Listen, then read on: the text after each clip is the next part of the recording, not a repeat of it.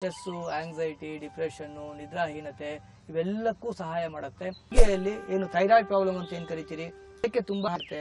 ಬೆನ್ನಿಗೆ ಯೋಗ ಸಾಧನೆಯನ್ನ ಮನೆಯಲ್ಲಿ ಮಾಡಿ ನಿಮ್ಮ ಮನಸ್ಸಿನ ಮತ್ತು ದೇಹದ ಸೌಂದರ್ಯ ಎರಡೂ ಕೂಡ ಹೆಚ್ಚಾಗುತ್ತೆ. ಅದನ್ನ ನೀವೇ ಪ್ರತ್ಯಕ್ಷವಾಗಿ ಮಾಡಿ ಸುಂದರವಾಗಿ ಕಾಣಬೇಕು. ಹಾಗಾದ್ರೆ ಸೌಂದರ್ಯ ಅಂದ್ರೆ ಏನು ನೋಡಿ, ಒಬ್ಬರು ಇದ್ದ ಹಾಗೆ ಇನ್ನೊಬ್ಬರು ಇರಲಿಕ್ಕೆ ಸಾಧ್ಯವಿಲ್ಲ. ಪ್ರತಿಯೊಬ್ಬರೂ ಕೂಡ ನಮ್ಮನ್ನ ನಾವು ಹೇಗಿದ್ದೇವೆಯೋ ಹಾಗೆ ಒಪ್ಪಿಕೊಂಡು ಕೀಳರಿಮೆಯನ್ನು ಇಟ್ಕೋಬಾರ್ದು. ಅದೇ ರೀತಿಯಾಗಿ ಇನ್ನೊಬ್ಬರು ಹೇಗಿದ್ದಾರೋ ಅವರನ್ನ ಹಾಗೆಯೇ ನೋಡುವ ಮನಸ್ಸಿನ ಪಕ್ವತೆಯನ್ನು ಬೆಳೆಸಿಕೊಳ್ಬೇಕು. ಇದು ನಿಜವಾದ ಸೌಂದರ್ಯ ಪ್ರಜ್ಞೆ ಮತ್ತು ಇದು ನಿಜವಾಗಿ ನಾವು ಸುಂದರವಾಗಿ ಇರುವ ಒಂದು ಪ್ರಕ್ರಿಯೆ. ಒಂದು ವೇಳೆ ನಿಮ್ಮನ್ನು ಯಾರಾದರೂ ಅಪಹಾಸ್ಯ ಮಾಡ್ತಾ ಇದ್ದಾರೆ ಅಂದರೆ ಅಯ್ಯೋ ಪಾಪ ಅಂತ ಅವರ ಬಗ್ಗೆ ಒಂದು ಅನುಕಂಪ ಇರಬೇಕು. ಬಿಟ್ಟರೆ ಅವರು ಯಾರೋ ಮಾತಾಡ್ತಾರೆ ಅಂತ ಆರೋಗ್ಯವಾಗಿದ್ದು ಕೂಡ ನೀವು ದಪ್ಪವಾಗಿದ್ದೀರಾ, ಅನಗತ್ಯವಾಗಿ ಬೇಡದ ರಾಸಾಯನಿಕವನ್ನು ಮತ್ತು ಕ್ರ್ಯಾಶ್ ಡಯಟ್ ಎಲ್ಲ ಮಾಡಿ ವೈಟ್ ಲಾಸ್ ಆಗುತ್ತೋ ಇಲ್ವೋ, ಹೆಲ್ತ್ ಅಂತೂ ನೀವು ಲಾಸ್ ಮಾಡ್ಕೊಬಿಡ್ತೀರಾ. ಹಾಗೆ ಸಣ್ಣ ಇದ್ದವರು ದಪ್ಪ ಆಗಬೇಕು ಅಂತ, ಉದ್ದ ಇದ್ದವರು ಕುಳ್ಳ ಆಗಬೇಕು ಅಂತ, ಕುಳ್ಳ ಇದ್ದವರು ಉದ್ದ ಆಗಬೇಕು ಅಂತ, ಮೂಗು ಚಿಕ್ಕದಿದ್ದವರು ದೊಡ್ಡದು ಮಾಡ್ಕೋಬೇಕು ಅಂತ ಈ ಥರ ಅವಾಸ್ತವಿಕವಾದ ಬಯಕೆಯನ್ನು ಇಟ್ಟುಕೊಂಡು ಸೌಂದರ್ಯವರ್ಧಕದ ಹೆಸರಲ್ಲಿ ಆರೋಗ್ಯವನ್ನು ನೀವು ನಾಶ ಮಾಡಿಕೊಳ್ಬಾರ್ದು. ಅವರ ಬಗ್ಗೆ ಅನುಕಂಪ ಇರಬೇಕಷ್ಟೇ. ಎಷ್ಟೋ ಸರಿ ನಾವು ದೇಹಕ್ಕೆ ಸೌಂದರ್ಯವರ್ಧಕವನ್ನು ಹಾಕಿಕೊಳ್ತೀವಿ, ಆದರೂ ಚೆನ್ನಾಗಿ ಕಾಣಲ್ಲ. ಕಾರಣ ಮನಸ್ಸು ಸುಂದರವಾಗಿರಬೇಕು, ಮನಸ್ಸು ಶಾಂತವಾಗಿರಬೇಕು, ನೆಮ್ಮದಿಯಾಗಿರಬೇಕು. ಆಗ ಆ ಆಂತರಿಕವಾದ ಸೌಂದರ್ಯ ನಮ್ಮ ಮುಖದಲ್ಲಿ ಕಾಣುತ್ತೆ. ಅದೇ ರೀತಿಯಾಗಿ ಸೌಂದರ್ಯವರ್ಧಕಗಳ ಹೆಸರಲ್ಲಿ ಹಲವಾರು ಎಂಡೋಕ್ರೈನ್ ಡಿಸ್ರಪ್ಟಿಂಗ್ ಕೆಮಿಕಲ್ಸ್ ಅಂತ ಕರೀತಾರೆ. ನೀವು ಗೂಗಲ್ ಮಾಡಿ ಸಿಗುತ್ತೆ. ಹಲವಾರು ಕ್ಯಾನ್ಸರ್ ಕಾರಕವಾದ ರಾಸಾಯನಿಕಗಳನ್ನು ಸೌಂದರ್ಯದ ಹೆಸರಲ್ಲಿ ನಾವು ಹಾಕಿಕೊಳ್ತಾ ಇದ್ದೇವೆ. ಅದರಲ್ಲೂ ಪುಟ್ಟ ಪುಟ್ಟ ಮಕ್ಕಳಿಗೂ ಅದನ್ನು ಹಾಕ್ತೇವೆ. ಅವರು ತುಂಬ ಸೂಕ್ಷ್ಮವಾಗಿರ್ತಾರೆ. ಕನಿಷ್ಠ ಪಕ್ಷ 12-16 ವರ್ಷ ಆಗೋ ತನಕ ಇಂತಹ ರಾಸಾಯನಿಕಗಳನ್ನು ಮಕ್ಕಳಿಗೆ ನೀವು ಹಾಕಬೇಡಿ. ನೀವು ಮಕ್ಕಳಿಗೆ ಮಾಡುವ ದೊಡ್ಡ ಅಪಕಾರ, ಇದು ಉಪಕಾರ ಅಲ್ಲ.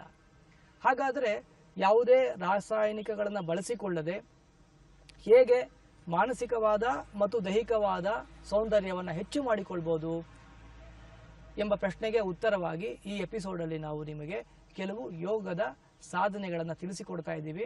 ಇದನ್ನು ಪ್ರತಿದಿನ ಮರೆಯದೆ ಮಾಡಿ. ಎಲ್ಲರ ಮನಸ್ಸು ಮತ್ತು ದೇಹ ಸುಂದರವಾಗಿರಲಿ. ಈಗ ಶುರು ಮಾಡೋಣ. ಭೂನಮನಾಸನ ಅಂತ ಒಂದು ಆಸನವನ್ನು ಹೇಳಿಕೊಡ್ತೀವಿ. ಸರಿಯಾಗಿ ನೋಡಿಕೊಳ್ಳಿ, ಸರಳವಾಗಿದೆ. ಯಾರಿಗೆ ಪೀರಿಯಡ್ಸ್ ಆಗ್ತಾ ಇರುತ್ತೆ ಮತ್ತು ಗರ್ಭಿಣಿಯರಿದ್ದೀರಿ, ಹೊಟ್ಟೆಯಲ್ಲಿ ಆಪರೇಷನ್ ಆಗಿ ಇಂಟರ್ನಲ್ ಬ್ಲೀಡಿಂಗ್ ಆಗ್ತಾ ಇರುತ್ತದೆ, ಅವರು ಇದನ್ನು ಮಾಡೋದು ಬೇಡ. ನಿಮ್ಮ ತಜ್ಞರನ್ನು ಭೇಟಿ ಮಾಡಿ ಅವರ ಸಲಹೆಯಂತೆ ಮಾಡಿ. ಯಾರಿಗೆ ಇಂಜುರಿ ಇಲ್ಲ ಈ ಭಾಗದಲ್ಲಿ ಅವರು ಇದನ್ನು ಸರಳವಾಗಿ ಮಾಡ್ಬೋದು. ಈಗ 2 ಕಾಲುಗಳನ್ನು ಮುಂದಕ್ಕೆ ಸ್ಟ್ರೆಚ್ ಮಾಡಿ ಚಾಚಿಕೊಳ್ಬೇಕು. 2 ಕಾಲುಗಳನ್ನು ವಿಶ್ರಾಂತಗೊಳಿಸಿ. ಮೊದಲಿಗೆ ವಜ್ರಾಸನ ಪೂರಕಾಯಿ, ಉಸಿರು ತಗೊಳ್ತಾ ಬಲಗಾಲನ್ನು ಹಿಂದಕ್ಕೆ ಇಟ್ಕೋಬೇಕು. ಆಮೇಲೆ ಉಸಿರು ತಗೊಂಡು ಉಸಿರು ಬಿಡ್ತಾ ಎಡಗಾಲನ್ನು ಹಿಂದಕ್ಕೆ ಇಟ್ಕೋಬೇಕು. ಇದನ್ನು ವಜ್ರಾಸನ ಅಂತ ಕರೀತಾರೆ. ನಿಧಾನವಾಗಿ ಉಸಿರನ್ನು ತೆಗೆದುಕೊಳ್ತಾ 2 ಕೈಗಳನ್ನು ಹೀಗೆ ಮೇಲಕ್ಕೆ ಎತ್ತಬೇಕು. 2 ಕೈ ಆಕಾಶವನ್ನು ನೋಡಬೇಕು, ಕುತ್ತಿಗೆ ಮೇಲಿರಬೇಕು. ಕೈ ಮೇಲೆತ್ತಿದಾಗ ಇಡೀ ನಿಮ್ಮ ಬೆನ್ನು ಹುರಿ ನೆಟ್ಟಗೆ ಆಗಬೇಕು, ಸ್ಟ್ರೆಚ್ ಆಗಬೇಕು, ಫುಲ್ಲು ಬೆನ್ನು ಹುರಿ ಸ್ಟ್ರೆಚ್ ಆಗಬೇಕು. ಈಗ ಉಸಿರು ತೆಗೆದುಕೊಂಡು ಉಸಿರನ್ನು ಬಿಡ್ತಾ ನಿಧಾನವಾಗಿ ಮುಂದಕ್ಕೆ ಬಗ್ಗಬೇಕು. ನಿಧಾನವಾಗಿ ನಿಮ್ಮ ಗಮನ ನಿಮ್ಮ ಬೆನ್ನು ಹುರಿ ಮೇಲಿರಬೇಕು. ಒಂದೇ ಥರ ಇರಬೇಕು, ಸಮತೋಲನವಾಗಿರಬೇಕು. ಮುಂದೆ ಬಗ್ಗಿ ನಿಮ್ಮ ಹಣೆಯನ್ನು ಭೂಮಿಗೆ ಸ್ಪರ್ಶ ಮಾಡಬೇಕು. ಕೆಲವರಿಗೆ ಮಾಡಲಿಕ್ಕಾಗಿಲ್ಲ, ಪರವಾಗಿಲ್ಲ, ಮಾಡಲಿಕ್ಕಾದವರು ಮಾಡಿ, ಆದರೆ ಪ್ರಯತ್ನವನ್ನಂತೂ ಸಂಪೂರ್ಣವಾಗಿ ಮಾಡಿ. ಹೀಗಿದ್ದಾಗ ಸಂಪೂರ್ಣವಾಗಿ ನಿಮ್ಮ ದೇಹದ ಪಚನಾಂಗ ವ್ಯವಸ್ಥೆ ಸರಿಯಾಗಿ ಕೆಲಸ ಮಾಡುತ್ತೆ. ರಕ್ತ ಸಂಚಲನೆ ನಿಮ್ಮ ಕೂದಲಿಗೆ, ಮುಖಕ್ಕೆ ಎಲ್ಲ ಶಿರೋಭಾಗಕ್ಕೆ ತುಂಬ ಚೆನ್ನಾಗಿ ಆಗುತ್ತೆ. ಇದು ಸ್ಟ್ರೆಸ್ಸು, ಆಂಗ್ಸೈಟಿ, ಡಿಪ್ರೆಷನ್ನು, ನಿದ್ರಾಹೀನತೆ ಇವೆಲ್ಲಕ್ಕೂ ಸಹಾಯ ಮಾಡುತ್ತೆ. ಮನಸ್ಸು ಯಾವಾಗ ವಿಶ್ರಾಂತವಾಗುತ್ತೆ, ಶಾಂತವಾಗಿ ಆನಂದವಾಗಿರುತ್ತೆ, ಆಗ ನಿಮ್ಮ ಮುಖವು ಕೂಡ ತುಂಬ ಸುಂದರವಾಗಿ ಕಾಣುತ್ತೆ. ಇದನ್ನು ನಿಯಮಿತವಾಗಿ ಮಾಡ್ತಾ ಹೋಗಿ ನಿಮ್ಮ ಮನಸ್ಸು ದೇಹ ಎರಡೂ ಸುಂದರವಾಗುತ್ತೆ. ನಿಧಾನವಾಗಿ ಉಸಿರು ತೆಗೆದುಕೊಳ್ತಾ 2 ಕೈಗಳನ್ನು ಮೇಲಕ್ಕೆತ್ತಿ 2 ಕೈಗಳನ್ನು ನಿಮ್ಮ ತೊಡೆಯ ಮೇಲೆ ತಂದಿಟ್ಕೊಳ್ಳಿ. ಇದನ್ನು ನೀವು 10 ಸರಿ, ಕನಿಷ್ಠ ಪಕ್ಷ ಅಥವಾ 3 ಸರಿ ಆದರೂ ಪ್ರತಿದಿನ ಮಾಡೋದ್ರಿಂದ ನಿಮಗೆ ತುಂಬ ಪರಿಣಾಮವನ್ನು ತಂದುಕೊಡುತ್ತೆ. ಇದಾದ ಮೇಲೆ ಇನ್ನೊಂದು ಉಷ್ಟ್ರಾಸನ ಅಂತ. ನಿಧಾನವಾಗಿ ಮಂಡಿ ಮೇಲೆ ಹೀಗೆ ನಿಂತ್ಕೋಬೇಕು. ನಿಮ್ಮ ಎರಡೂ ಕೈಗಳನ್ನು ನಿಮ್ಮ ಸೊಂಟಕ್ಕೆ ಇಟ್ಕೋಬೇಕು. ಸಂಪೂರ್ಣವಾದ ಉಷ್ಟ್ರಾಸನವನ್ನು ಮಾಡಲಿಕ್ಕೆ ಎಲ್ರಿಗೂ ಆಗೋದಿಲ್ಲ. ಆದ್ದರಿಂದ ಅರ್ಧ ಉಷ್ಟ್ರಾಸನವನ್ನು ಇವತ್ತು ನಾನು ನಿಮಗೆ ತೋರಿಸ್ತಾ ಇದ್ದೀವಿ. ಇದನ್ನು ಆದರೂ ಮಾಡಿ ನಿಧಾನವಾಗಿ ಬಗ್ಬೇಕು.